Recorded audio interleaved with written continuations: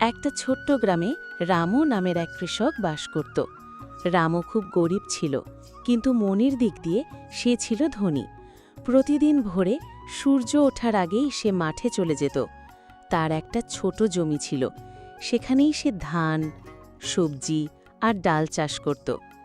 গ্রামের লোকেরা বলতো, এত কষ্ট করে কী লাভ, বাজারে দামের ঠিক নেই। কিন্তু রামু কখনো হতাশ হতো না। সে বলতো, মাটি মা, মেহনত করলে ফল দিবেই। এক বছর প্রচণ্ড খরা হলো, অনেক কৃষকের ফসল নষ্ট হয়ে গেল। কিন্তু রামু আগে থেকেই জমিতে সেচের ব্যবস্থা করে রেখেছিল। তার ফসল কম হলেও বেঁচে গেল। সেই বছর সে শুধু নিজের পরিবারকেই নয়, আশেপাশের অনেক গরিব পরিবারকেও খাবার দিল। গ্রামের সবাই অবাক হয়ে গেল। তারা বুঝল, সত্যিকারের কৃষক শুধু নিজের জন্য নয়, সবার জন্য কাজ করে।